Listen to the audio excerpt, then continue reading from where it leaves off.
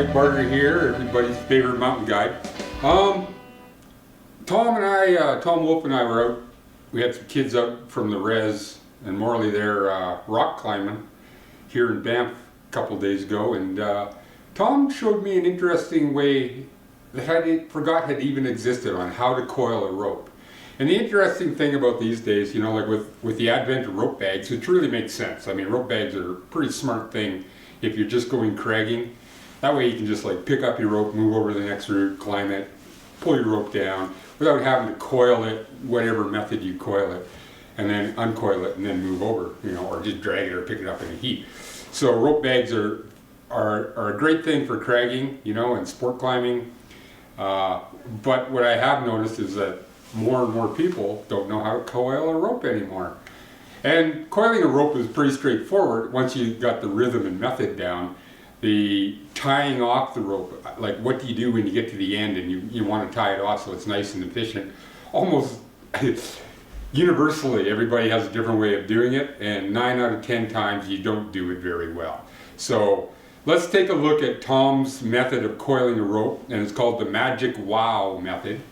And after that, I'm going to show you how to tie off the rope coils, because he doesn't really show us really well how to do that. So I'll show you how to tie off the method that he does, and then the double strand method, and then the Mountaineers Coil, you know, the one that goes around, the classic Mountaineer Coil. And I'll show you how to tie that off. And then as an added bonus, stick around, we'll do the Hangman's knot, because the Mountaineers Coil and the Hangman's knot, you know, because I'm in Alberta, so we, you know, every once in a while we got to string somebody up just because we got to string somebody up. You know, stealing a horse, car, whatever, looking at my girlfriend. So yeah, the added bonus at the end of this feature is the Hangman's knot. So you stick around for that. So let's take a look at Tom. Okay, so I'm going to teach you guys how to do something called the Magic Wow. Okay, it's called the Magic Wow Coil because A, it's magic, and B, wow is the sound you're going to make when I'm done doing this. Okay, so there's lots of ways of coiling a rope. Most of them involve, you know, like a lot of work with the arms. This one's easy, and it's even easy when the rope is wet or dirty, or your arms are too tired to do anything else. Okay, so there is one problem with it, and that is that it gets a little confusing. Okay, you have to think to yourself, left, right, left, right. If you get confused and you do 2 lefts or 2 rights, then it's not magic and there's no wow at the end. Okay, so you start off, first of all, just put it over your neck, and if the rope is dirty or wet or whatever, then you want to have a hood protecting the back of your neck, okay? And then you just grab it like this, okay? And then you say to yourself, right, okay? Left, right, left.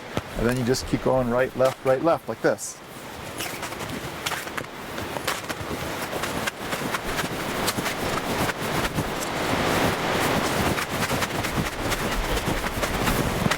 So you're just going to tie yourself in a knot? Yeah, it seems that way, doesn't it?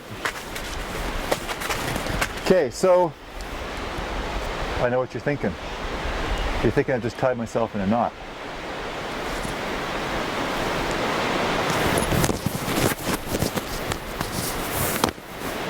That's where you're supposed to say wow.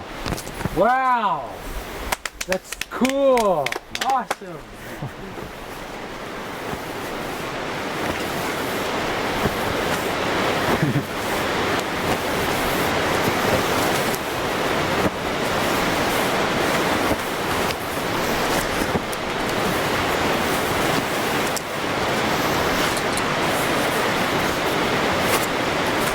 There you go. Done. That easy.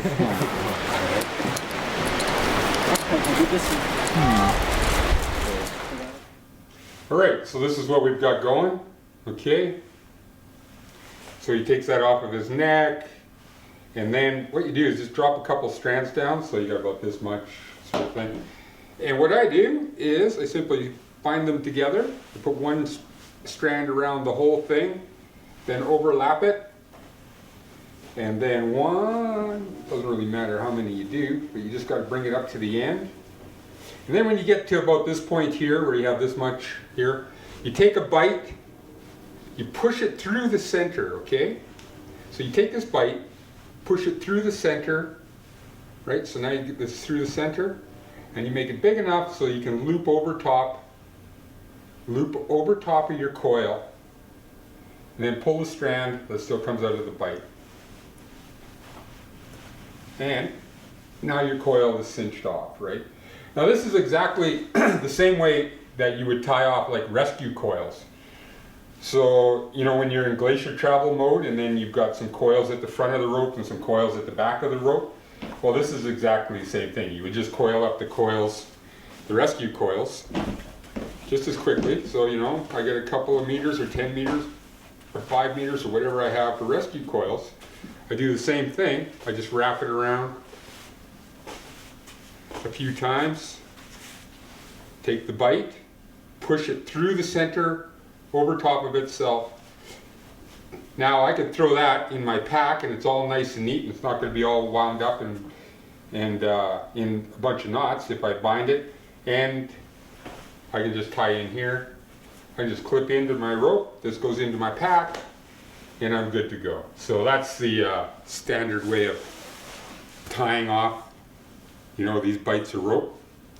Ready to go. You want to get it to rock and roll. Bang, bang, bang. Drop your coils and away you go. Okay, so the other method of coiling a rope, which is probably more common, is just to take both ends of the rope. See, ends of the rope right here. And you can do it any way you want. You can either, you know, do the over your shoulder or over your neck. I never do it that way. I do it the old-fashioned way, which is harder. And but it, you know, I'm getting old and feeble, so it's a good workout for my arms. So what I do is I just take, you know, a good bite, because I build a backpack when I do this.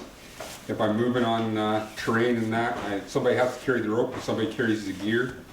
I just say, oh, I'll carry the rope, it's heavier, it's wet. But then I build it into a backpack and it's easier to carry. Then we get to the end here, this is where it gets tricky. This is the part you want to watch. And then I just want, that's a little bit long, so I'm just going to shut this coil down a little bit. So I got about this much rope, right? And I do exactly the same thing, except I'm doing it with 2 strands this time. And I just wrap it over top of itself, get it good and tight. And bang, bang. The only difference is when I come to the end, I got this bite, and it goes through, and get one more, because I want to squeeze it so it's nice and tight, right? That's what she said. Okay, so here we go.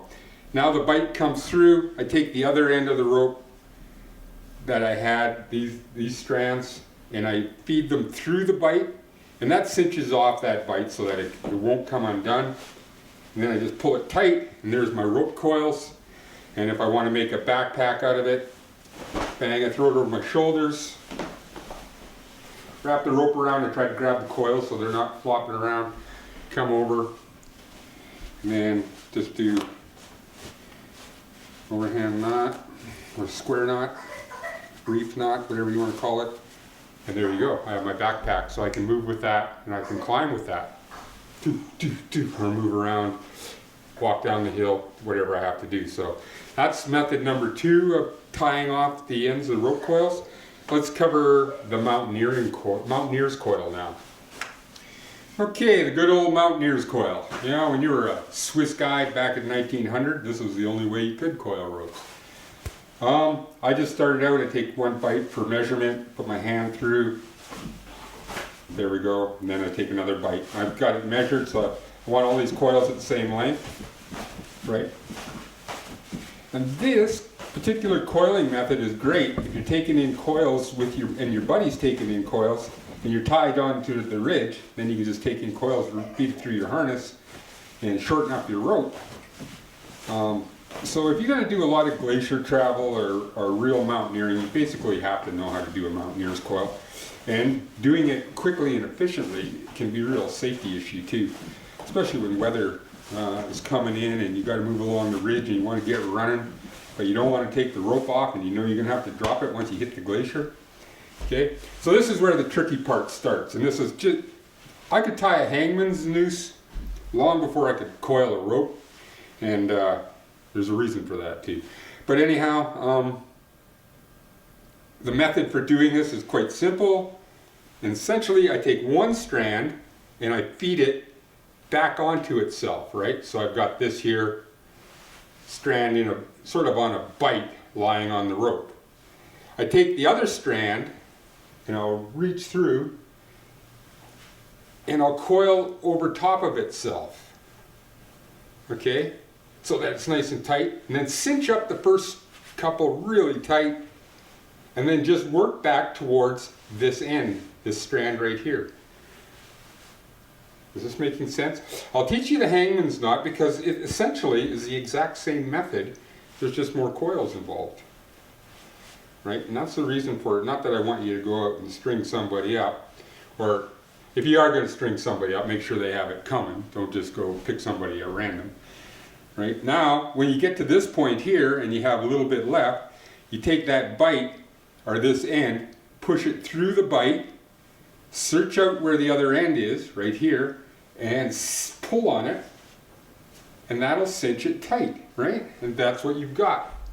See how that is now? Okay, so here's the hangman's knot. You know, and I've never actually taught this knot before because, you know, I'm from Alberta. No need to. Everybody knows how to do it. You just take basically this, you know, so much rope, blah, blah, blah, and you try to create this double bite sort of thing. I got a bite here, bite here. I bring it together, and then I essentially just wrap the coils around themselves. They keep going down, down, down. And I guess technically 13 is the magic number for a proper hangman's noose. I never worry about it. I just like to get the job done.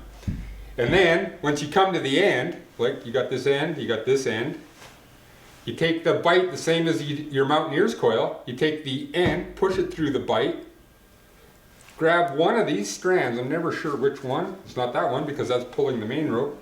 So it's the other one. And that'll cinch off the end into the bite. And there you go. Got yourself a proper hangman's knot, right? So cinch it around nice and tight around the accused neck. Stick them on a big chair, kick it out, and then you got yourself the hangman's knot, right?